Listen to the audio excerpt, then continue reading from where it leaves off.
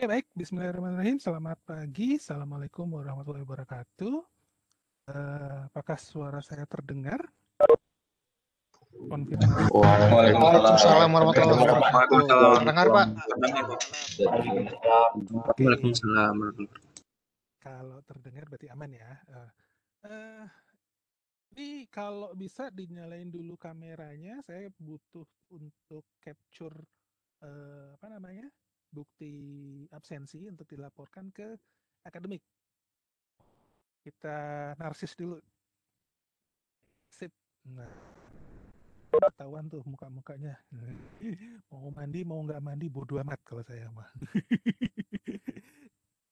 Karena kita belajar IoT, IoT-nya belum sampai ke level sensor bau dikirim ke user. Nah, ini aman. Mau udah mandi atau belum mandi, tidak ada yang tahu. Oke, ayo kita narsis dulu. BTW sebelumnya ada yang sudah pernah ketemu dengan saya untuk mata kuliah yang lain? Belum, Pak. Oh, kayaknya belum semua ya ini. Ini angkatan 42 kayaknya. Oke, nggak apa-apa. Nanti kita sedikit perkenalan nih. Bisa mengaktifkan kamera, silahkan diaktifkan dulu kameranya. Saya capture hanya untuk keperluan laporan ya, laporan akademik ya. Ada yang beberapa rambutnya gondrong-gondrong gini ya, sama sih, saya juga gondrong tuh. Tenang aja, tenang. Oke. Saya capture dulu ya. Saya sortir dulu. Saya capture dulu ya, 1, 2.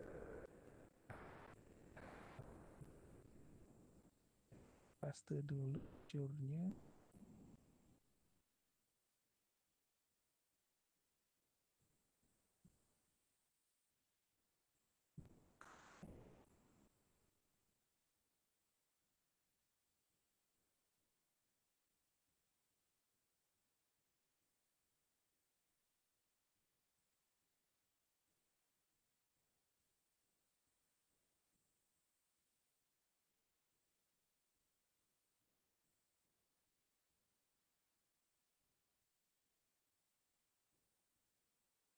Lagi yang halaman.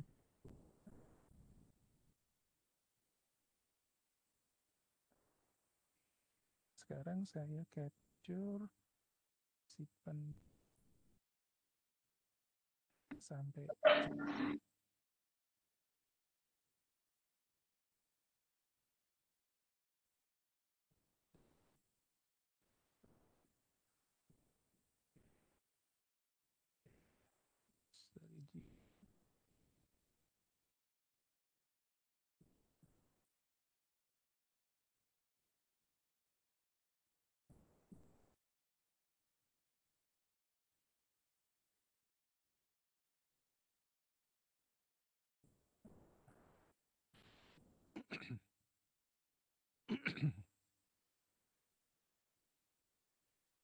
Oke, sip. Terima kasih sudah nongol muka-mukanya. Tetap stay narsis bareng saya nggak apa-apa, silahkan. Kalau internet kuotanya kuat juga nggak apa-apa. Oke, kita pertemuan hari ini mungkin kita bicara aturan, terus kemudian cara juga tentang bagaimana materi yang akan diperoleh sambil ada sekilas tentang introduction ya. Slide pertama dulu.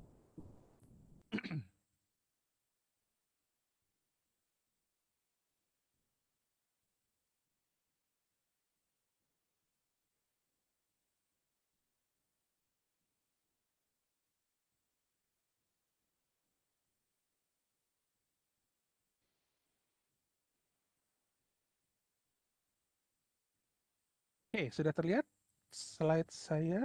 Coba saya intip di live. Ya udah ya. Coba. Sudah, Pak. Jadi hari ini kita bicara introduction dulu, tapi sebelumnya kita bicara aturan perkuliahan terlebih dahulu yang harus saya sampaikan di awal. Di sini kita bicara, oh ya, sebelumnya saya ingin tahu nih, kalian ada di mana? Nah, caranya silahkan, bentar, saya buka tipnya dulu.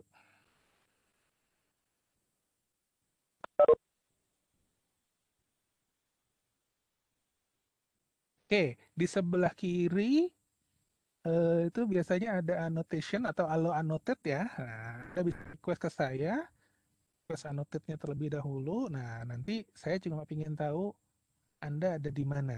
Caranya dengan pilih yang tanda panah. Nah, sudah ada beberapa yang mengajukan. Saya tahu kalian ada di mana sih. Nah, jangan nanti ada yang bilang, Pak, saya lagi di samudera, Pak. Kan nggak lucu. Jangan dicoret, jangan dicoret. Di bawahnya, di bawah gambar spidol ada gambar panah. Nah, panahnya diklik biar biar kelihatan tuh kayak Putri itu. Putri Tania sudah bisa tuh.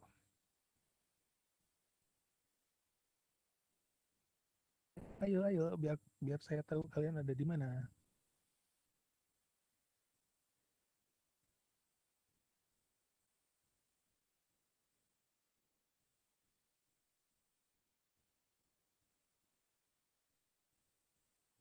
Kali ada yang paling jauh gitu kan. Sulawesi, Pekanbaru, Lampung, wah ya ada yang lain Lampung. Hagadipa niku, agak sekolah. Wah, ada orang Kalimantan, ada wong Jawa. Wah, Reza ada di laut. Reza ada di laut nih. Wait, kok kepencet tuh. Maaf, maaf, saya kepencet nih. Kita ulang, kita ulang.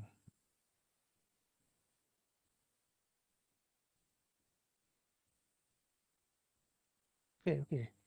Tadi saya kepencet. Akan diulang.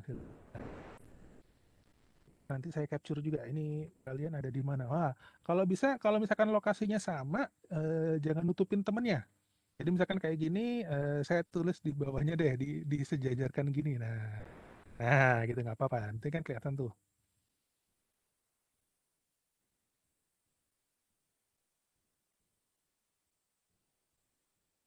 Farfan sama Basil ada di Laut Samudra. Oke. Sudah? Ada yang lagi? Kalau enggak, saya capture dulu ya ini ya.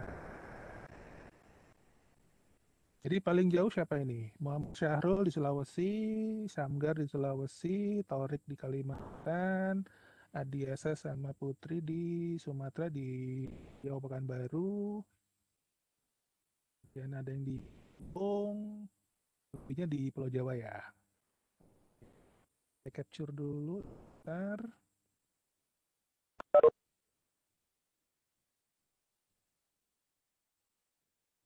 Oke. Oke, terima kasih. Sudah pada jauh-jauhan sudah berkesempatan temu ya kita.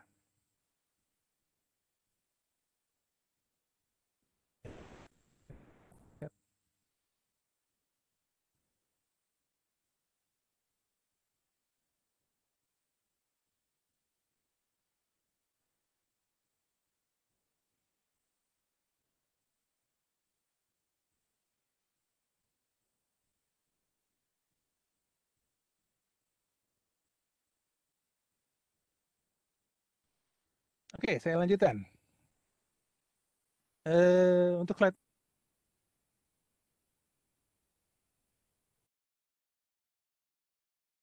dan kriteria, saya kira tugas besarnya nanti seperti apa?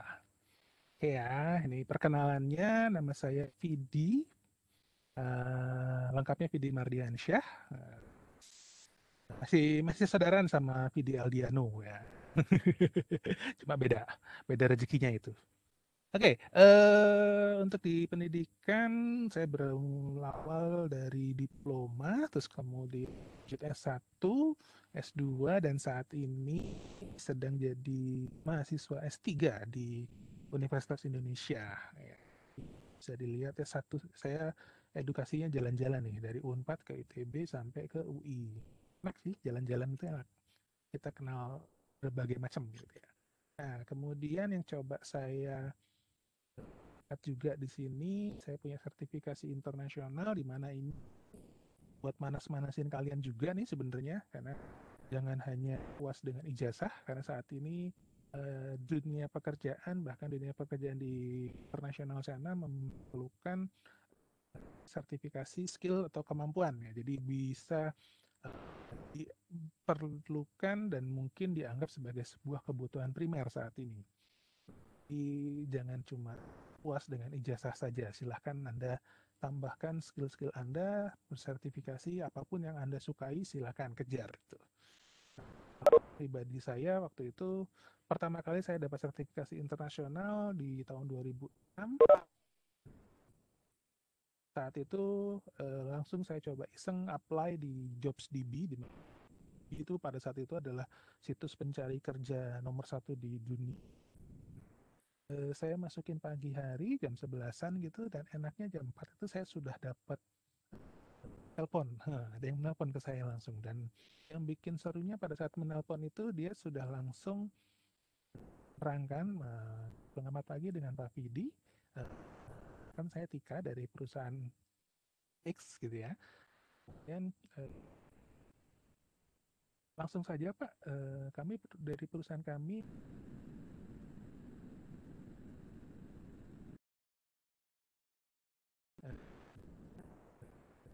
dengan skill Bapak yang memiliki sertifikasi tersebut, bukan. Mungkin to the point saja Pak, kira-kira Bapak open salary minta ya. Nah loh, kalau udah tanya gitu kan seru tuh. Serunya adalah bagaimana kita bisa meminta yang lebih gitu ya. Nah, saya yakin Anda kalau ditanya seperti itu, kita akan bilang langsung nominal. Misalkan, Mbak saya minta 10 juta. Ternyata si ya, oke Pak, deal ya. Dan, oh, pasti langsung dari lubuk hati paling dalam langsung bilang, anjrit, kenapa nggak 15 mintanya. Saya yakin manusiawi sekali kalau ada ucapan seperti itu gitu kan. Lalu apa yang saya jawab ya? Saya jawab malah saya balikin. Oke Mbak, kalau gitu dengan skill kemampuan saya seperti ini dan sertifikasi yang saya miliki, kira-kira perusahaan akan menawarkan seperti apa ya kepada saya. Nah, dengan begitu alhamdulillah mereka cerita gitu bahwa oke Pak, untuk salary dengan skill Bapak di perusahaan kami standarisasinya adalah begini Pak, sekian rupiah, berarti ada fasilitas ini sebutkan untuk fasilitasnya. Tapi alhamdulillah ujung-ujungnya nggak saya terima. Bukan karena nominalnya, karena saya nggak suka posisi di Jakarta. Terus pindah-pindah lagi, sudah betah di Bandung ya sudah, sekarang betah aja di Bandung gitu ya. Meskipun pekerjaan saya juga kadang-kadang menuntut ke dinas keluar, tapi karena stay-nya di Bandung oke. Tapi kalau harus stay-nya di mungkin agak sedikit mana gitu ya. Oke, itu sekilas cerita. Mudah-mudahan bisa memotivasi kalian untuk ngambil sertifikasi untuk menambah skill Anda dan nilai jual Anda. Oke, saya coba lanjutkan. Nah, kalau ini aturan dari kampus ya, dari prodi ya, saya anggap kalian sudah pada tahu. Asumsinya adalah apa namanya? Ini biasanya kalau ada kuliah di kelas offline ya atau kelas onsite. Jadi di mana kita bicara aturan-aturan, tapi karena sekarang ini apa namanya? Pandemik, mungkin saya nggak terlalu hiraukan seperti ini. Dan bicara wajib hadir pun sebenarnya kalau kalian ada dimanapun ya, selama bisa online bisa mengikuti ya saya anggap hadir gitu ya. Oke. Saya juga bicara oke, di kelas pasti ribut gitu ya, tapi karena di online ya mungkin saya ngoceh sendiri, ini kalian hanya sebatas pendengar, tapi nggak apa-apa, saya skip saja lagi. Nah, ini kelas offline dan kelas online atau kelas onsite-nya seperti apa kalau di sini. Nah, yang di kelas online ini mungkin aktifkan video, saya sih berharap seperti itu biar saya nggak kayak orang gila aja ngomong sendiri gitu ya. Tapi ya nggak apa-apa karena misalkan karena keterbatasan kuota atau sinyal, please silakan aktifkan video pada saat absensi sehingga saya bisa capture untuk report ya. Kemudian kalaupun mengaktifkan video tadi ini mau mandi atau tidak mandi bukan poin plusnya Anda juga. Yang penting aktif ya sebenarnya. Untuk pakaian sih sebenarnya kalau saya yang penting pakaian yang pantas saja, jangan pakai kaos singlet juga gitu kan. Mungkin pakai baju tidur lucu juga itu nanti nggak dilihat juga sebenarnya. Oke, nah ini LMS-nya saya yakin juga sudah pada masuk karena saya lihat juga sudah bergabung ya. Ini sampai salah nama course-nya seperti ini. Berapa pilihan kita online ataupun belajar mandiri. Aja. Nah, tujuan mata kuliah ini adalah Anda diminta untuk memahami konsep lanjut tentang penerapan artificial intelligence pada teknologi IoT ya. Internet of Things, kok TICS keren. Dan kuliah ini tidak difokus pada membuat device, akan tetapi pada bagaimana mengaplikasikannya. Ya. Sini outcome-nya adalah mahasiswa mampu untuk membuat sebuah aplikasi berbasis smartphone yang menerapkan konsep kecerdasan artifisial untuk IoT. Mungkin ya kalau saya sih nggak jadi masalah sih mau sampai bikin sebuah device dengan IoT pun juga nggak masalah, bisa saja karena untuk tujuannya ini bisa menjembatani Anda untuk mempersiapkan tugas akhir Anda nantinya. Ini komponen penilaiannya dari dosen koordinator seperti ini. Untuk tugas-tugas 30%, untuk ujian tengah semester nanti juga sama 30%, untuk UAS ini good news-nya biasanya nggak UAS ya, hanya paper dan project-nya. Buat poinnya 40%. Oke, untuk penilaiannya seperti ini, ya sesuai yang pertanyaan, terus kemudian sesuai dengan yang diminta, struktur bahasanya baku dan sebagainya. Originalitas, teamwork ya, karena tugas besar. Ini secara tim.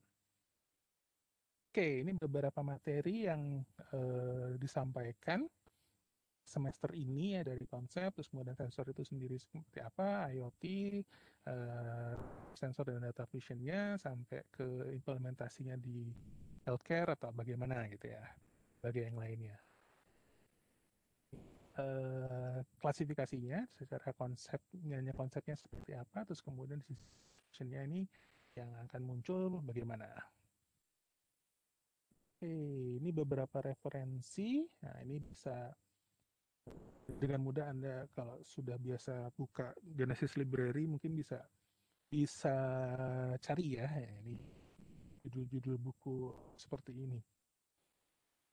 AI enable IoT-nya. Nah next ini untuk tugas besarnya nanti ini sudah diinfokan dari awal, merupakan project yang harus dicapai. Satu tim terdiri dari 2 orang di sini disebutkan, kecuali nanti kalau kita ternyata di kelas jumlahnya ganjil ya, misalkan jumlahnya 45, pasti tersisa 1 orang, maka itu nanti akan saya izinkan satu tim untuk 3 orang kalau gitu. Jadi seperti itu. Kalau jumlahnya ternyata genap, ya pasti satu tim hanya terdiri dari 2 orang. Nah, kemudian Anda bebas menentukan tema proyeknya seperti apa, tapi lebih ditekankan pada AI-nya, bukan pada pembuatan alatnya. Tapi kalau misalnya Pak, saya tetap ingin bikin alatnya Pak, karena untuk nanti ke depannya ya silakan, boleh gitu kan. Disarankan menggunakan smartphone sebagai sensornya. Sudah ada beberapa sensor yang dimiliki oleh smartphone Anda nih. Ini jadi bisa kita gunakan sebenarnya. Ya, bagaimana mengimplementasikan smartphone Anda sedemikian rupa sehingga ini dianggap sebagai sebuah artificial intelligence yang bisa membantu kehidupan gitu ya. Oke, kemudian topik-topiknya, ini beberapa topik yang saat ini sedang rame, misalkan dengan intelligent vibrating sensornya, kemudian estimation of air temperature using smartphone, intelligent body attitude dan orientation. Nah, ini bisa dicoba ya, bisa dicoba di browsing terlebih dahulu dari sekarang kira-kira karena saya yakin Anda sudah punya 4L-nya ya, lo laginya gitu. Udah angkatan 42 nih ya.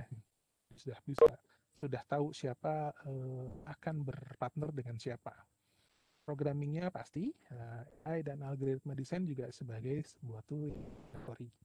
Kemudian bagaimana penilaiannya dari ide dan desainnya sekitar 25%, terus kemudian intelligent algoritmanya ini agak besar 4%, programming implementation-nya 25%, dan teamwork dan demonya adalah 10%. Jadi kita juga nanti melihat bagaimana sih Anda bisa mempresentasikan dan juga menjual produk Anda gitu kan. Oke, ini saya coba kutip salah satu contoh dari topik interest adalah intelligent body attitude dan orientation. Misalkan kita bicara bagaimana sih kita bisa tahu bahwa kita dalam posisi sedang berjalan, sedang duduk, sedang tidur, atau dari posisi berdiri tahu-tahu kita jatuh. Nah, contoh penggunaan sensornya bisa dilihat karena tujuan ini nanti bisa lari ke healthcare ya. Jadi kan kita tahu pasiennya semula lagi berjalan menuju kamar mandi, ternyata di kamar mandi dia jatuh. Beda dengan dari posisi berdiri, misalkan mohon maaf kalau kita sebut apa namanya, orang sedang beribadah gitu ya, sedang sholat untuk muslim, berdiri terus kemudian ruku terus kemudian sujud, itu bukan posisi jatuh, tapi itu memang karena keadaan melakukan ibadah. Nah, ini beda dengan orang yang berdiri terus kemudian tiba-tiba jatuh. Nah, gimana kita bisa tahu bahwa orang itu jatuh atau orang itu sedang ruku sujud gitu ya. Bisa kita bikin aplikasinya karena posisi pergerakannya biasanya akan langsung cepat, sedangkan kalau orang melakukan ibadah gerakannya biasanya ada jedanya gitu ya. Bisa ketahuan bahwa ini ini dia memang lagi berdiri terus tiduran di lantai, beda dengan lagi berdiri terus jatuh di lantai. Ini kan beda timing perbedaan waktu yang menyebabkan apa namanya sebut gerakannya berubah. Contoh, jadi bisa dijadikan sebuah case. Oke, slide pertama selesai. Kita coba masuk slide berikutnya.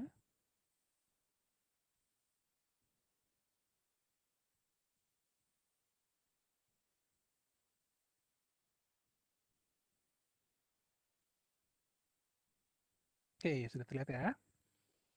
Oke, kita bicara introduction-nya, baru kita mau masuk materi mata kuliahnya. Oke, tadi saya lupa untuk cerita proyek besar tadi, apakah ada pertanyaan? Kalau disimpan dulu pertanyaannya, dikira saja nanti kita diskusikan.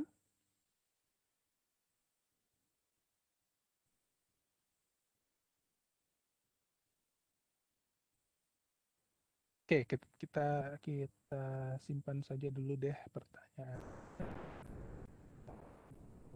Si jawab akhir.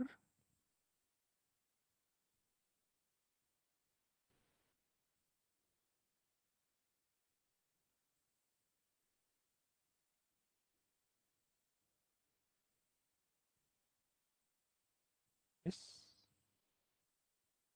Oke, di sini ada 4 pokok bahasan yang akan kita sampaikan, dari definisi dan terminologi, kemudian infrastruktur dan arsitekturnya, arsitektur deployment-nya, dan terakhir adalah application-nya. Jadi apa sih IoT itu? Nah, bicara apa sih IoT itu? Di sini kita bicara IoT dari Internet of Things itu apa sih gitu loh. Kita bicara kenapa dia muncul ya di tahun 99 ini, muncul istilah ini kan oleh Kevin Aston, di mana saat itu tuh Anda sudah berapa ya? Atau malah ada yang belum lahir karena orang tuanya belum nikah. Ya, yang jelas di zaman itu apa namanya? Dunia internet sudah mulai berkembang pesat ya, meskipun di Indonesia belum seperti luar, karena urusan di tahun 99 itu internet masih menggunakan jaringan line telepon, dan di mana line teleponnya bandwidthnya kecil sekali, kita dapat kita beli modem dengan kecepatan 56 kbps itu sudah dianggap sebagai barang yang wah gitu ya. Akan tetapi giliran koneksi internet hanya dapatnya mungkin cuma 9 kilo. Nah, Anda bisa bayangin 9 kilo kalau kita download sebuah video sebesar 1 mega itu berarti berapa lama tuh diperlukan. Apalagi sekarang kalau udah ngomong video, mungkin kalau banyak yang cowok-cowok ini pasti udah urusan video sekali download 600 mega, 1 giga videonya gitu ya. Nah, itu ngaku. Ya, Jeff, wah, ngaku. Udah urusannya pasti giga-giga. Kebayang kalau dulu cuma dapat 7 kilobit per second. Wah, itu bukan berapa jam lagi, berapa hari itu baru selesai gitu ya. Berapa bulan itu baru selesai gitu ya. Tapi ya udah, nggak apa-apa. Jadi memang dulu itu sudah mulai mengenal internet, tapi internet hanya dianggap sebagai sarana untuk bertukar informasi atau data. Nah, kemudian berkembang bagaimana kalau kita memunculkan bahwa internet juga digunakan sebagai sebuah alat untuk berkomunikasi, khususnya bicara mesin to mesin. Bagaimana kita gunakan internet untuk mengomunikasikan sebuah perangkat keras untuk dapat bisa berjalan, berperilaku sesuai dengan yang diinginkan. Adanya interaksi manusia. Mulailah muncul Internet of Things pada saat itu. Oke, kira-kira ada yang bisa bantu untuk melihat seperti apa sih ini ya? Silahkan lihat ke sini, silahkan pergi. Saya minta masukan dulu sebelum lanjut ya. Silahkan diisi. Saya coba intip. Kira interaksinya seperti apa? Silakan. Sorry. Oke.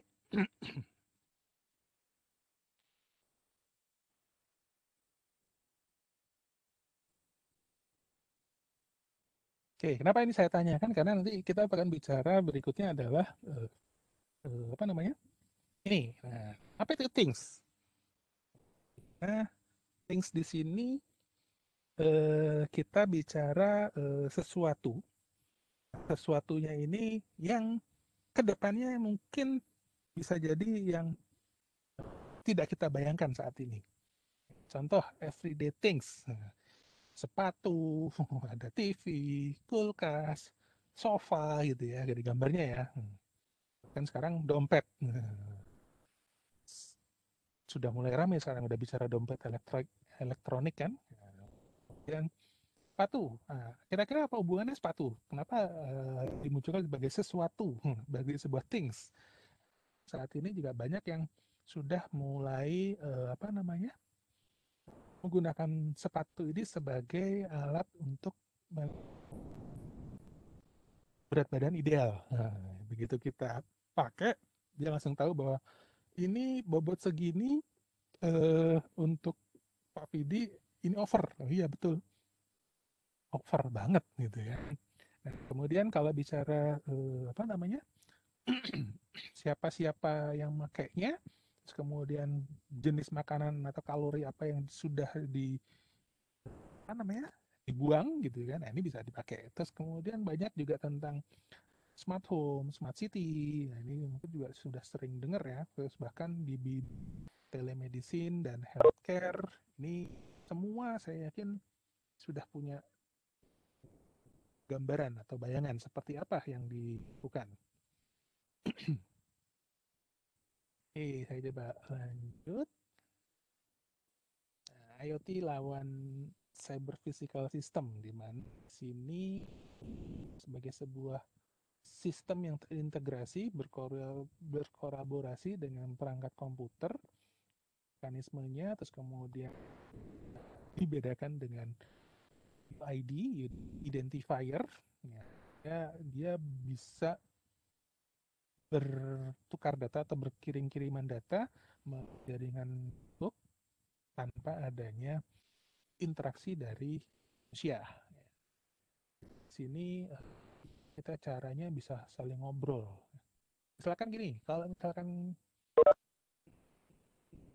saya pecinta kopi. Ya. Kemudian saat ini Bandung sedang posisi apa istilahnya sering hujan.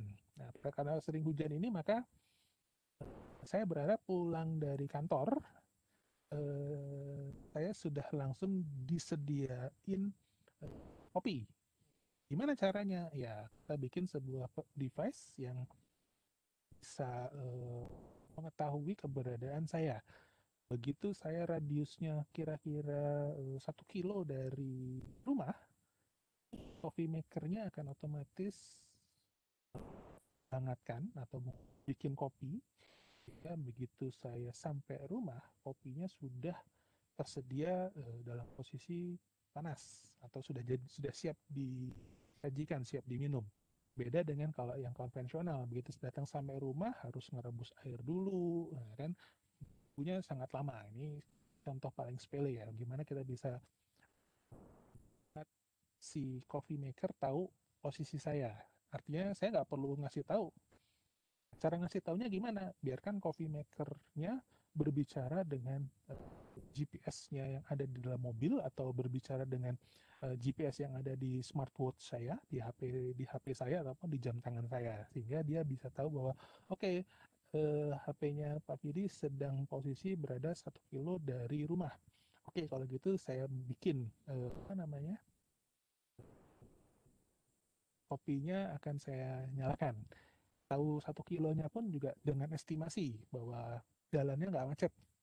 Kalau jalannya macet mungkin saya akan pastikan 30 menit jelang sampai rumah atau 20 menit sampai rumah baru saya akan nyalakan kopinya. Nah, ini contoh terjadi ya.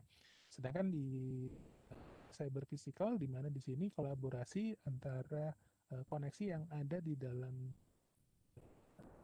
perangkat di mana biasanya untuk bagaimana mengakses data. Pengaksesan data dalam hal ini kita bicara hal-hal yang diizinkan ataupun hal-hal yang bisa bicaranya sedikit kriminal ya. Jadi bahaya juga kan kalau asal menangkap data. Oke, ini ada perbandingan comparison antara AI dan IoT ya. Karena di sini terlihat kalau bicara di IoT ini networknya IoT adalah sebuah network yang berkorelasi atau terkait dengan komputer kemudian terkoneksi dengan internet. Sedangkan AI-nya sendiri adalah bicara komputer science yang untuk membuat sebuah mesin melakukan sesuatu yang sifatnya intelijen, ya, sesuatu yang lebih cerdas. Artinya di sini kita lihat kedua, IoT tidak akan bisa bekerja tanpa adanya AI. Dan sedangkan AI itu tidak tergantung dengan IoT. Ya, setuju ya?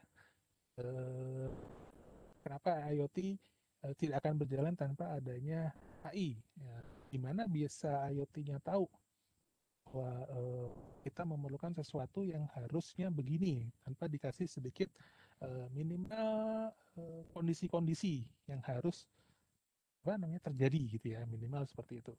Dan kalau IoT AI-nya sendiri ya ini kecerdasannya kan tidak tergantung dengan peralatannya, tapi memang kita harus tahu bagaimana. Contoh, misalkan kalau gampangnya saya hobi makan semangka, berarti saya harus tahu bagaimana cara memilih buah semangka yang paling baik. Ya, kita tahu bahwa dalamnya ini pasti merah dan kemudian rasanya manis, gitu kan. Bagaimana kemampuan kita mengetahui buah seperti itu diberikan kepada misalkan robot. Nah, artificial intelligence-nya ini yang akan diberikan. Ya, bisa disebut sebagai bagaimana kemampuan kita untuk mengetahui sesuatu gitu ya. Makanya dia tidak tergantung pada IoT untuk artificial intelligence-nya ini tadi. Kita coba lanjut. Nah, kemudian di sini bagaimana IoT berhubungan dengan sensor network ya. sini sensor-sensor yang ada pasti akan berhubungan dengan gateway-nya, dan kemudian bagaimana gateway dan server ini berkomunikasi, apakah menggunakan wireless atau kan menggunakan kabel ya. Nah, ini gambarannya seperti ini ya. Bahkan saya punya kamera digital. Apa kamera digital? Kamera CCTV. Dan CCTV-nya ini bagaimana berkomunikasi dengan gateway node-nya, bagaimana, apakah dia menggunakan Wi-Fi, apakah dia menggunakan Zigbee, terus kemudian bagaimana data tersebut diolah untuk selanjutnya direpresentasikan ke user ataupun menjadi IoT yang lainnya. Statement saja, saya coba langsung saja. Konsep AI enable IoT ini berdasarkan 3 kata kunci ini, di mana bicara pertama adalah AI-nya itu sendiri, kemudian network-nya. Di sini kita nyebut 5G ya, padahal mungkin di Indonesia belum banyak nih yang kita bicara 5G ya. Mungkin saya asumsikan ini network deh untuk sarana bertukar komunikasi dulu. Dan baru kita bicara big data. Nah, big data ini adalah data-data yang akan kita olah atau kita atur sedemikian rupa sehingga data dari sebuah benda ini akan diolah dengan artificial intelligence dengan lebih baik. Contoh, kita bikin sebuah alat untuk mendeteksi bidang pertanian. Nah, misalkan bagaimana tahu bahwa buah ini sudah matang atau belum, atau buah ini belum masak, atau buah ini ukurannya belum disebut atau belum disebut matang. Nah, ini kita lihat dari situ. Dan bagaimana ada urusannya dengan datanya. Nah, datanya kan berarti kita harus menghitung seluruh data bagaimana buah tersebut, misalkan buah jeruk dari kecil sampai besar. Nah, besarnya pun seperti apa kisarannya. Kan nggak mungkin juga buah jeruk sebesar buah semangka, mungkin belum nemu ya mungkin. Nah, ukuran besarnya buah seperti apa yang sudah dianggap sebagai untuk dipetik. Keterkaitan antara network dan big datanya. Nah, kemudian ada 4 segmen utama dalam konsep artificial intelligence enable IoT ya. Pertama, wearables. Nah, ini saya yakin juga kalian sudah ada yang memiliki ya. Misalkan pertama di sini tujuannya adalah bagaimana segmen IoT ini bisa dibilang sering berhubungan langsung dengan kita. Ya, pertama dari wearables ini misalkan ada yang sudah kan smartwatch. Ya, smartwatch-nya ini pasti bisa menjadi sebuah GPS tracker pertama, misalkan seperti itu. Bisa juga untuk mengecek kadar detak jantung, kadar oksigen dalam darah. Nah, terus kemudian juga bisa menginformasikan bahkan terbaru kemarin pada saat saya jatuh pun langsung sistem dari jam tangan saya akan bilang apakah perlu saya telepon saudara terdekat atau saya perlu panggil ambulan. Nah, ini kan udah seru nih. Yang seperti itu. Bahkan yang lain-lain misalkan dari wireless buds, terus kemudian artificial intelligence goggles dan sebagainya. Ini banyak ya, banyak yang bisa kita lihat sebenarnya. Cari deh untuk melakukan posisi melakukan monitoring, melakukan aktivitas dari seseorang ya. Mungkin kalau yang sampai saat ini sering dengar radio, mungkin bisa mendengar juga beberapa informasi orang hilang. Nah, biasanya yang hilang pun itu mungkin, mohon maaf, orang-orang yang mula ya, karena berikutnya adalah hilang daya ingatan atau pikun ya, sudah agak pikun, jadi dia jalan keluar dari rumah terus lupa pulang kembali ke rumahnya seperti apa. Nah, ini salah satu wearable yang bisa kita gunakan untuk melakukan tracking si bapak atau si kakek ini ada di mana sih, si nenek ini lagi kemana sih. Nah, ini kita bisa juga gunakan ya. bantu ya, sehingga tidak ada lagi orang hilang. Tapi ya mungkin keterbatasan ekonomi saat ini juga masih jadi kendala. Oke, saya lanjutin. Next ada smart home. Nah, ini sudah saya yakin tadi sudah punya kebayangan ya seperti apakah yang tadi saya bilang bikin kopi tapi dari jauh dan sebagainya. Terus kemudian termostat suhu dan sebagainya. Mungkin ada juga yang sudah menggunakan beberapa device. Kalau yang lagi rame di Indonesia itu Bardi ya. Di device-nya cukup banyak, misalkan dari lampu. Kita beli bohlam yang smart. Itu ada yang masuk, baru dia bohlamnya langsung otomatis nyala. Terus kemudian begitu ruangan dianggap tidak ada pergerakan, lampunya otomatis mati. Nah ini contoh paling simpel penggunaan perangkat-perangkat smart device ya. Meskipun mungkin dibilang IoT juga belum, karena belum, kalau untuk hanya lampu tidak ada urusannya dengan network, kecuali kita bicara misalkan bagaimana saya bikin sebuah door lock yang bisa diatur menggunakan jaringan internet dan bisa kita buka tutup dari jarak jauh. Nah itu baru kita bisa bicara sebagai smart device IoT yang mungkin cocok untuk istilah smart home tadi. Lanjut ada smart city. Nah ini smart city juga mungkin sudah mulai banyak kota-kota di Indonesia sudah menyebut bahwa kotanya sudah mulai masuk kategori smart city. Yang tinggal di Bandung mungkin kalau saat ini sering lewat jalan bypass, nah itu sudah mulai muncul nih warning kecepatan. Meskipun ya saya nggak tahu juga nih itu warning kecepatan baru menangkap kecepatan kendaraan kita atau sudah terintegrasi ya.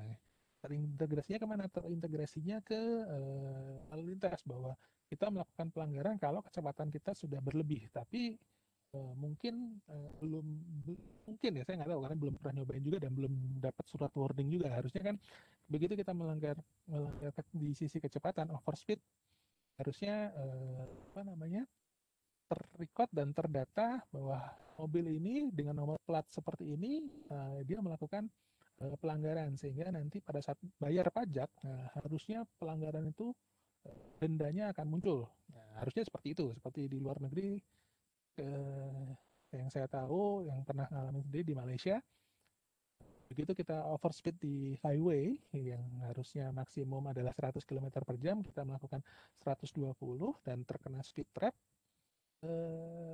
tidak ada polisi yang mencatat atau melakukan tilang, tapi adanya pada saat setiap tahun kita melakukan pajak, dendanya akan muncul. Dan situ terrecord tanggal sekian, jam sekian, di mana kita melakukan kecepatan seperti ini. Buktinya ada, kameranya tercapture, mobil kita tertangkap kamera dengan kecepatan seperti ini. Nah, itu kan seru. Udah seperti itu. Saya yakin kalau itu dilakukan atau terjadi di Indonesia, kayaknya nggak ada yang ngebut-ngebutan lagi deh. Kalaupun ada kecelakaan pun juga mungkin karena kelalaian. Jadi bukan karena kecelakaannya, bukan karena ngebut. Oke, lanjut. Nah, ada smart industry juga. Ini saat ini kalau memang sudah seperti ini sebenarnya bahaya juga sih, karena biasanya bertentangan dengan kerja. Karena urusannya semua dilakukan oleh robot. Nah, sehingga bisa dibilang produksinya jauh lebih cepat karena robot nggak ada istilah mengeluh. Aduh Pak, capek Pak, saya lagi mules Pak, saya lagi ini, nggak ada istilah seperti itu. Tapi ya kita perlu gitu ya seperti itu ya, saat ini. Oke, lanjut. Future IoT teknologi. Nah, ini ke depan nih yang bisa kita lakukan banyak sebenarnya yang bisa anjir nantinya. Dari kita lihat di sini posisi current-nya yang warna ungu, terus kemudian future-nya yang warna gelap nih. Di sini kita bisa ngapain sih? Contoh paling gampang ini ada misalkan apa? Surveillance ya. Surveillance ini gimana? Bagaimana bicara resolusinya jauh lebih jelas, karena saat ini biasanya kamera-kamera yang beredar di pasaran, karena orang Indonesia mungkin sudah perlu kamera surveillance, tapi karena kamera surveillance dengan resolusi yang sangat bagus itu masih mahal, maka belinya yang biasa-biasa.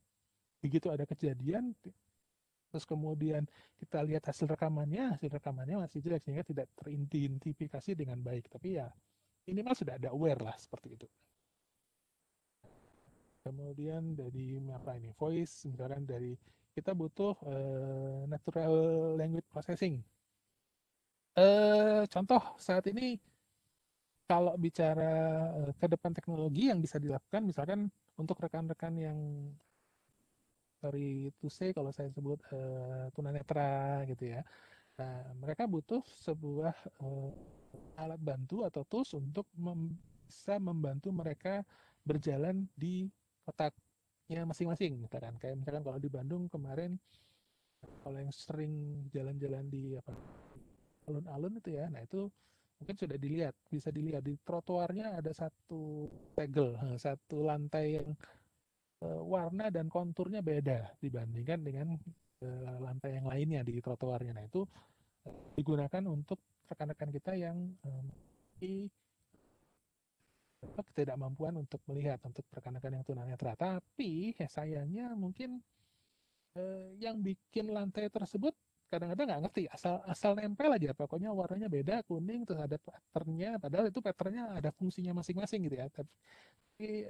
kadang-kadang asal nempel karena mungkin ketidaktahuan yang masang atau ketidaktahuan juga mandornya, sehingga yang penting udah terpasang, padahal itu informasinya akan berbeda antara satu pattern yang lainnya.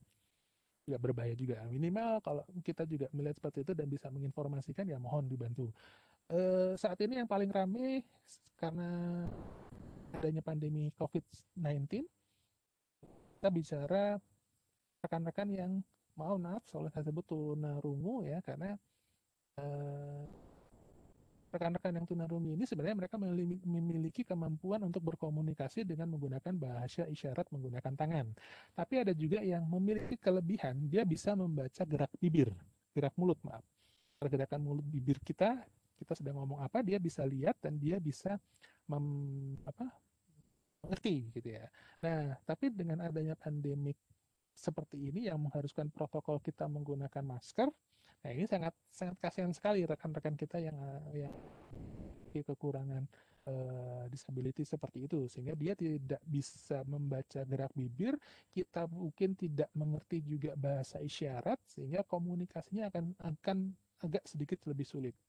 Meskipun kemarin saya dapat dari rekan-rekan komunitas di kesehatan, ada yang mengeluarkan logo stiker bahwa gambarnya gambar telinga, ada alat bantunya. Jadi kalau ada rekan kita menggunakan masker dan dia maskernya ada gambar stiker seperti itu, bisa dipastikan bahwa menggunakan masker itu adalah rekan-rekan kita yang mengalami disability, kekurangan cacat, maaf, tunarungu ya. Jadi dia bisa, kita harus berbicara. Kalau kita bisa bahasa isyarat, kita gunakan bahasa isyarat. Tapi kalau tidak bisa, ya mungkin sebaiknya kita sedikit membuka masker kita untuk berbicara dengan dia, tetapi dengan tetap menjaga jarak, sehingga dia bisa membaca atau melihat gerak bibir, gerak mulut kita seperti apa. Itu syukur-syukur sih kalau kita pakai facial ya, jadi dia tetap bisa berbicara dengan kita, dia bisa mendengar apa yang kita sampaikan. Itu sebagai sebuah terobosan mungkin ya, karena nggak mungkin juga kalau saya ketemu dengan itu, saya bawa LCD terus saya ngomong speed to text, yang saya omongkan jadi sebuah teks, saya bawa LCD, tapi kan nggak lucu juga kalau seperti itu. Atau mungkin malah nanti jadi speed to voice. Nah, jadi saya bicara seperti apa, saya kasih apa namanya, mic-nya gitu kan. Jadi apa yang saya omongkan itu langsung jadi kayak speaker ke dia gitu ya. Nah, itu kalau speaker sih apa tulisan gitu ya, atau bahasa isyarat. Nah, itu bisa bisa bisa ini kan tunarungu nggak mungkin dikasih speaker kan. Oke, mohon maaf. Oke, lanjut. Nah, ini smart or intelligent. Nah, ini kadang-kadang sesuatu yang agak susah diartikan kalau di dalam bahasa Indonesia. Jadi lebih tinggi mana antara smart ataupun intelligent? Kalau bicara lebih tinggi mana, biasanya akan bicara lebih tinggi intelligent daripada smart, karena smart itu adalah bagian dari beberapa bagian daripada intelligent. Dan misalnya saya bingung, kalau smart itu pandai, kalau intelligent itu cerdas. Nah, cerdas sama pandai apa bedanya gitu. Tapi yang jelas kalau intelijen di sini dia adalah biasanya bisa menggabungkan sebagai berbagai macam sistem, metode, dan teknologinya ya, seperti itu. Tapi kalau smart itu hanya bicara bagian daripada beberapa bagian saja dari intelijen. Oke, next kita bicara infrastruktur dan arsitekturnya. Dari IoT biasanya kita akan bicara 4 ini untuk bicara arsitekturnya, things-nya itu seperti apa, gateway-nya, komunikasinya seperti apa, network infrastructure-nya juga bagaimana, dan mungkin bagaimana media penyimpanannya ya. Nah, kemudian untuk komponen dari IoT ini ada 4 komponen besar. Yang pertama adalah sensor dan device-nya. Sensor dan aktuatornya akan bukan sebuah action. Terus kemudian bagaimana connectivity antara IoT satu dengan IoT lain berhubungan dengan perangkat server dan komunikasinya bagaimana. Terus kemudian bagaimana pengolahan data tersebut sehingga data tersebut bisa diperoleh atau menghasilkan sebuah informasi yang lebih baik. Kemudian terakhir adalah user interface-nya. Nah ini AI-nya ini biasanya juga harusnya lebih familiar ya, lebih mudah gitu ya. Oke, coba ceritakan satu-satu. Sensor device atau sensor dan aktuator nanti kita akan kita lihat bagaimana alat ini berfungsi sebagai mengkolek data. Intinya dia untuk mengkolek sebuah data. Beda dengan untuk aktuator, berarti kan dia akan melakukan sebuah aksi tertentu. Tujuannya adalah bagaimana dia mengkolek data. Misalkan ada yang sudah pernah ke Krakatau Steel, nah, bagaimana baja itu bisa dilebur menggunakan sebuah alat sensor tertentu gitu ya. Untuk melebur sebuah baja itu diperlukan suhu atau derajat yang tingginya minta ampun sekitar 1000 derajat. Sehingga sensor mana yang bisa mendeteksi 1000 derajat? Nah ini kan nggak mungkin, yang ada kita lakukan perbandingan. Sebuah sensor suhu diletakkan di satu area tertentu, dilapisi dengan tembok berlapis-lapis, dan disitulah kita bicara sensornya diletakkan. Dan kalau di sensornya mengindikasikan turun 1 derajat, berarti di real burning tempat pembakaran bajanya berarti sudah turun berapa derajat ya. Itu bisa dibuat ya. Oke, saya lanjut.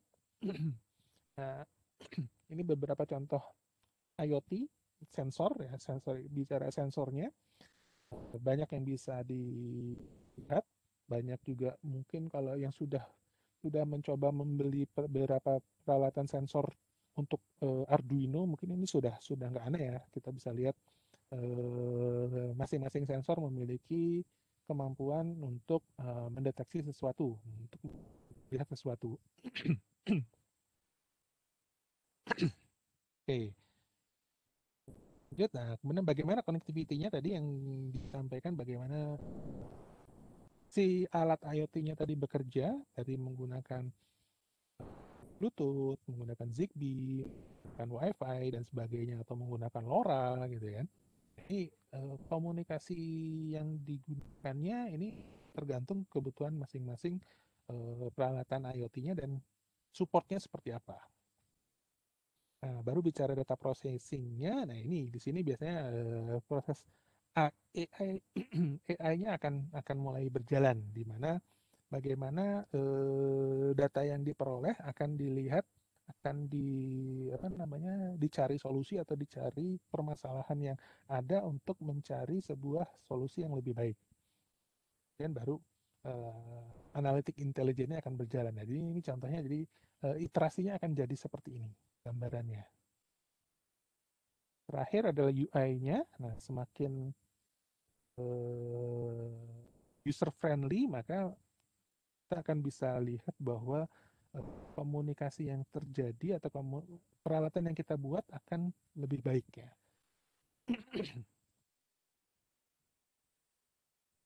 Yang pakai beberapa peralatan smart home di rumahnya, Alexa gitu, apa sih kalau ini ingin tahu aja. Beberapa future-nya mungkin ini Pak, sampai saat ini sudah mulai peningkatannya penggunaan IoT sudah mulai banyak ya. Semua orang khususnya di rekan-rekan di bidang komputer bahkan di bidang electrical engineering sudah mulai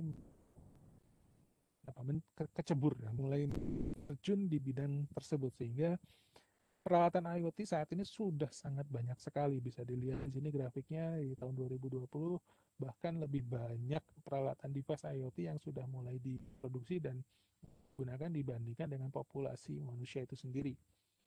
Contoh misalkan ke depannya kalau sudah saya pakai wearable device, berarti di jam tangan saya ada peralatan IoT. Kemudian misalkan di baju saya ada peralatan misalkan sensor suhu untuk mengetahui dan saya bahkan juga mungkin untuk mengetahui apa namanya detak jantung saya, mengetahui kadar kolesterol saya, mengetahui apakah apa namanya tensi saya sedang naik atau tidak, bahkan mengetahui kira-kira paru-paru saya menghasilkan oksigen atau mengeluarkan oksigen atau kadar oksigen dalam darah bisa terdeteksi dengan baik. Nah ini berarti ada beberapa IoT yang akan terpasang di tubuh saya.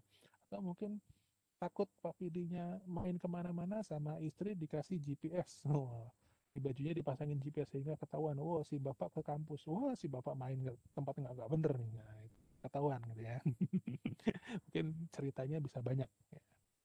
Ya. Bisa dibilang ini dari 7,6 miliar populasi penduduk, nah, ternyata malah IoT-nya berapa kalinya nih? Bisa sampai 4-5 kalinya. Contoh challenge dan case-nya. Kira-kira apa sih korelasi antara sistem pengaturan suhu dengan urusannya dengan konsumsi energi? Oh, jelas. Kalian yang rumahnya menggunakan AC, saya yakin tua kalian pasti akan bilang, ayolah kalau nggak ada orang AC-nya dimatiin karena nanti ngabisin listrik. Itu kan jelas tuh berarti penggunaan konsumsi apa namanya mengatur suhu urusannya dengan energy consumption. Semakin sering kita menggunakan AC, dijamin listriknya semakin besar juga gitu kan. Jadi korelasinya ada, bisa dilihat. Oke, next kita bicara bagaimana deployment-nya. Yang akan kita deploy-nya gambarannya seperti ini, tergantung Anda akan menggunakannya bagaimana gitu ya. Kan kita gunakan dengan Arduino Pi dan sebagainya ya. Ada Cricut gitu ya. Terus kemudian baru kita bicara gateway-nya. Misalkan kayak di sini kalau di rumah kita menggunakan Alexa, Google, Google Smart Home gitu ya. Banyak yang bisa kita lihat infrastrukturnya penggunaannya seperti apa. Kalau yang Bardi juga ya bisa lah, itu bisa dianggap sebagai sebuah deployment karena ada apa namanya satu tools yang bisa kita gunakan untuk mengatur itu semua. Oke, reference modelnya dengan IoT sama dengan 7 layer OC ya sebenarnya, bukan karena cuma dianggap dari Cisco ini. Jadi dari 7 layer OC ini physical connectivity-nya kita urusannya dengan things-nya langsung, terus kemudian bagaimana komunikasinya, bagaimana transformasinya, storage-nya, data abstraction-nya sampai application sampai ke collaboration-nya. Nah, di sini struktur IoT-nya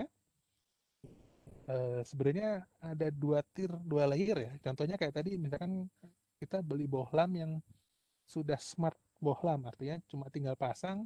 Kalau saya taruh di kamar mandi, ini begitu ada orang masuk kamar mandi dia otomatis nyala. Jadi begitu orangnya keluar berapa detik kemudian 10 detik berikutnya dia akan otomatis mati. Nah, di sini ada ya yang disebut dengan 2 layer karena langsung bicara application sama perception. Nggak ada networknya, nggak ada urusannya dengan network. Tapi karena biasanya IoT ini kita bicara Internet of Things, nah, karena ada internetnya berarti ini ada pasti udah bicara dengan networknya. Kalau tadi kita bicara smart device doang kan, peralatan yang pinter bukan IoT. Oke, ini modelnya kalau diperjelaskan untuk 3 layer model, tadi kita bicara ada sensornya, terus kemudian bisa dikomunikasikan di dalam dunia networknya, terus kemudian baru apa namanya bisa kita atur. Nah, contohnya misalkan saya bikin manajemen building untuk power energy consumption-nya khususnya di bidang listriknya, sehingga misalkan satu gedung kita sudah menggunakan namanya teknologi smart building. Orang yang meninggalkan ruangan, lampunya otomatis mati atau eh, pintunya otomatis terkunci. Nah, contoh, bagaimana kita bisa matikan, kita bisa nyalakan gedung tersebut sesuai dengan jamnya. Kalau pagi hari berarti nggak perlu lampu otomatis, tapi kalau malam hari dan itu masih ada orang di dalam gedungnya, lampunya akan tetap nyala. Terus begitu orang yang meninggalkan gedung tersebut, dia akan mati. Demikian juga misalkan dia adalah orang terakhir di gedung tersebut, maka otomatis seluruh akses akan dikunci. Misalkan. Dan dia tahu orang terakhir ini siapa. Oh, terakhir adalah admin. Berarti maksud dia adalah yang berhak mengunci toh sepele. Sedangkan untuk for layer, di sini baru bicara ada pemrocessing unitnya untuk mengambil keputusan apakah apa namanya akan dilakukan seperti apa ya, bedanya seperti itu. Kalau tadi hanya bicara di saja. Terakhir di bisnis model di layer 5 ini bicara bagaimana harus berjalan dengan baik ya. Bisa bicara sebuah decision maker yang khusus untuk sebuah bisnis model tertentu. Misalkan kita bicara nanti adalah agriculture, bagaimana kita bisa bikin sebuah peralatan yang kita gunakan untuk kubah apa namanya rumah pembesaran tanaman kita gitu ya, seperti itu. Nah, ini nanti lebih banyak di aplikasinya nih kita lihat ya. Oke. Di application area ini sangat banyak sekali saat ini sudah banyak orang akan berbicara tentang IoT ya, atau istilahnya dibantu sekali. Misalkan kalau paling sepele, saya nggak bicara IoT tapi bicara kemudahan terlebih dulu deh. Saya yakin juga mungkin teman-teman sudah pernah mencoba melakukan pembelian vending mesin. Dengan vending mesin ini adalah kita bicara saya hanya cukup memasukkan uang terus kemudian saya memilih kita pilih. Nah, seperti itu sudah bisa bicara sedikit IoT ya, sudah mulai berbicara karena mesin yang akan berproses mesin di mana pengaktifannya hanya berdasarkan berapa uang yang kita terima masukkan oleh kita. Yang lainnya banyak sekali, ini bisa dilihat ya di sini ada consumer elektronik, automotive, transport, retail, banking sampai ke agriculture. Ini adalah contoh application area yang bisa dilakukan untuk bicaranya IoT. Ya, di sini contohnya misalkan kalau consumer elektronik kita bicara wearables, connected gadget, semua sudah mulai terhubung. Ya. Oke, ini salah satu contohnya bicara smart city, bagaimana komunikasi yang terjadi. Kita bicara IoT-nya, bagaimana kita menghubungkan antara, bahkan kalau udah ngomong smart city, kita bicara polusi. Polusi yang terjadi seperti apa? Nah, ada smart parking juga, nah, traffic congestion, ada intelligent transport system. Nah, ini masih terbuka luas. Di kota-kota besar permasalahan di parking. Ini karena saya sering ke rumah sakit, yang terjadi ke rumah sakit RSAS ya, Hasan Sadikin. Nah, itu yang paling urusan parkir. Nah, masuk nggak dapat parkir, keluar lagi. Nggak belum bayar, tapi begitu kita coba motor masuk lagi nggak dapat lagi. Wah, ini kita parkirnya di mana? Keburu orang yang dibawanya keburu mungkin tidak terselamatkan gitu ya. Nah, ini salah. Ini bisa diusulkan. Banyak sih yang kalau udah bicara smart city seperti ini yang bisa diangkat ya. Contoh smart city-nya contohnya bisa juga kita bicara bencana, beberapa rekan kita di berbagai pulau saat ini juga sering terjadi bencana ya, ada banjir, ada tanah longsor. Ini contohnya bagaimana kita bisa merekam data tersebut dan menginformasikan early warning sistemnya, ocean monitoring, dan smart water, beberapa hal yang bisa diangkat ya, smart metering, ya, mungkin sebaik ya, karena di Indonesia mungkin penggunaan jarang, mungkin hanya menggunakannya di PDAM, kita belum menggunakan gas ya, dan belum tergantung dengan gas secara PDAM yang sudah menggunakan peran gitu ya. Bensin dan sebagainya juga mungkin bisa.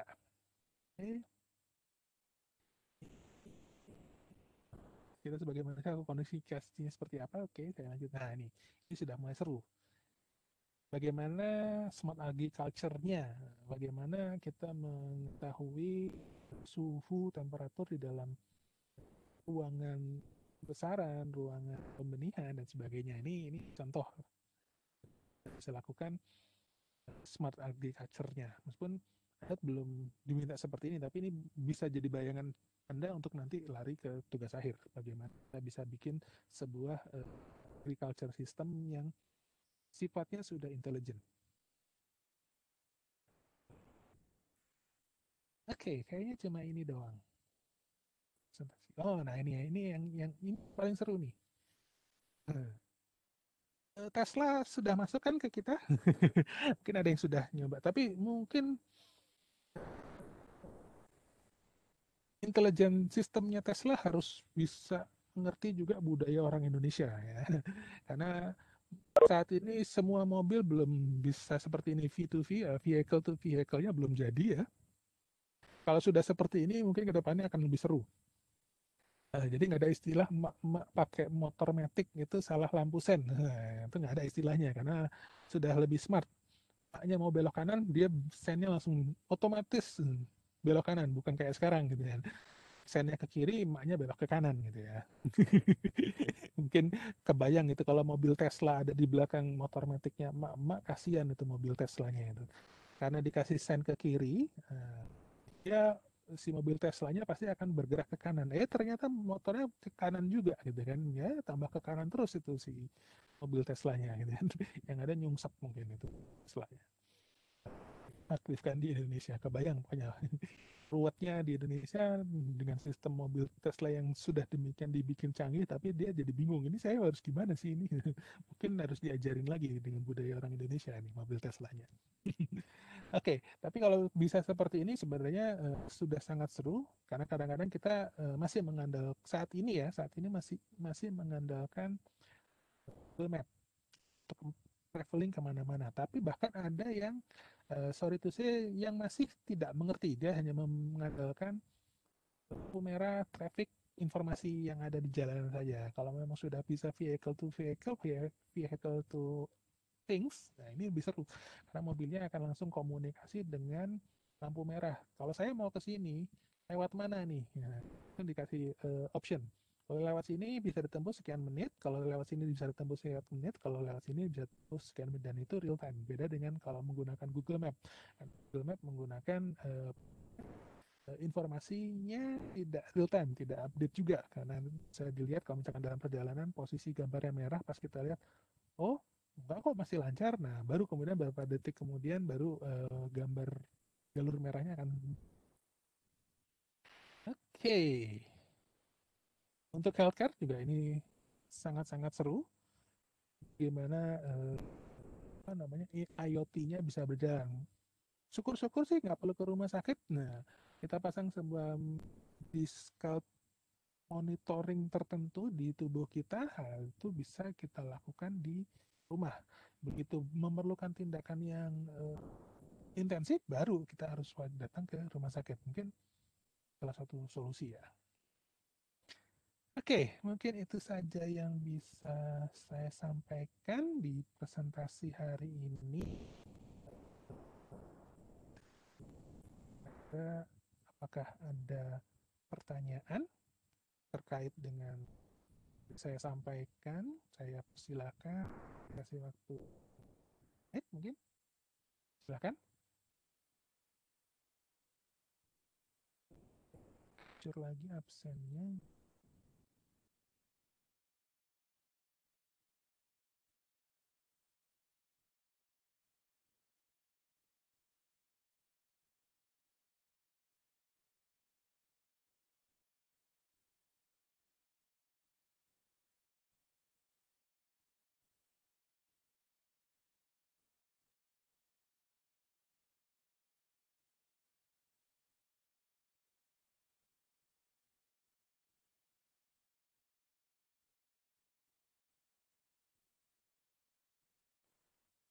Materinya nanti akan dibagikan di LMS kok. Jadi ini memang belum sempat saya upload. Materinya saya kirim ke taruh di LMS juga. Dan nanti recording sessionnya juga saya upload juga. Oke? Kalau tidak ada pertanyaan nggak apa-apa, nanti kita bisa lihat apa namanya.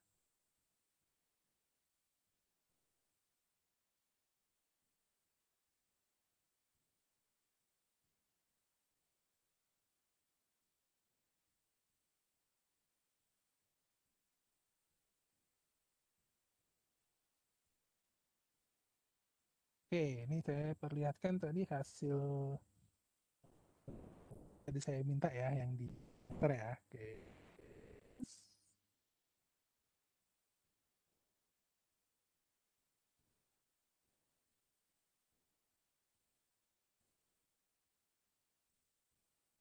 Wah.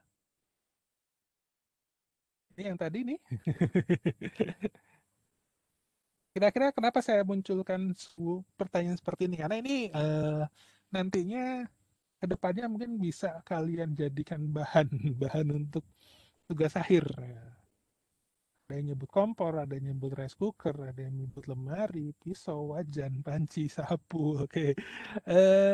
Kok nggak ada yang nyebut kulkas ya? Padahal itu saya yakin semua rumah tangga juga punya. Kalau kita bicara home appliances, rice cooker juga pasti punya. Tapi kulkas juga mungkin semua punya ya. Dan udah ngomong wajan, panci, oh ini pasti yang paling lebih punya lagi ini. Kalau rice cooker mungkin kalau oh pak saya di kampung pak nggak ada listrik pak. Ini alasannya seperti itu ya. Susah juga kalau ngomong nggak ada listrik. Tapi mudah-mudahan setahu saya Indonesia kalau udah ngomong masalah listrik katanya PLN itu menyebutkan sudah 99% seluruh apa namanya daerah itu sudah terjangkau listrik semua gitu kan. 1%-nya di mana saya nggak tahu.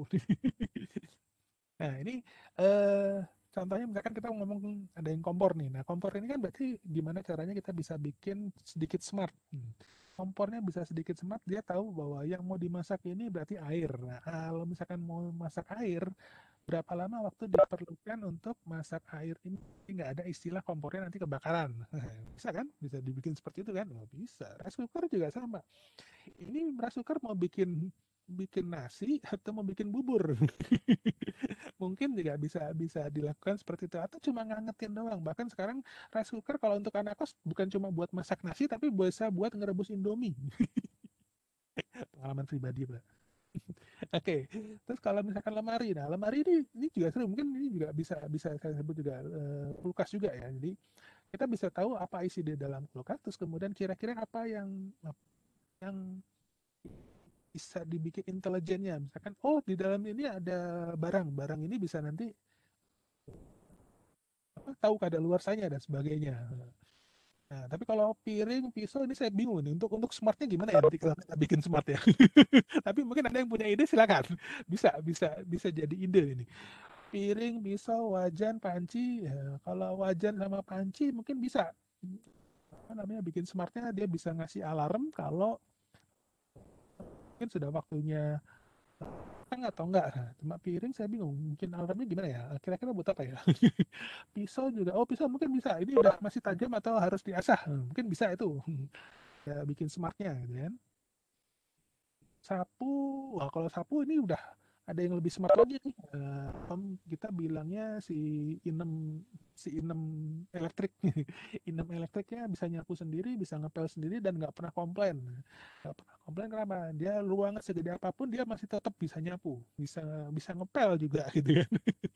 Di jam-jam tertentu dia langsung nyapu, ngepel, udah gitu balik ke kandangnya. Nah, pernah lihat sapu elektrik yang seperti ini yang bulat-bulat tuh, robot kecil, nah itu harganya lumayan lagi diskon dari 8 juta cuma 4 juta kok. Wah, jutaan Pak. Pas nggak kuat Pak belinya. Ya nanti kalian kalau udah mulai bekerja sendiri kan bisa tuh. Idam-idamannya adalah rumah yang smart home. Nggak perlu pembantu karena itu tadi ada si Inem online. Dia bisa jalan sendiri, nyapu, ngepel, tahu ruangan mana yang boleh dimasukin, ruangan mana yang nggak boleh dimasukin, dan tahu bahwa oh ini karpet, kalau karpet jangan dipel, cukup disedot debunya gitu kan. Contoh. Jadi ini yang bisa saya sampaikan. Oke, mungkin itu saja dulu untuk pertemuan hari ini. Sebelum close kembali, ada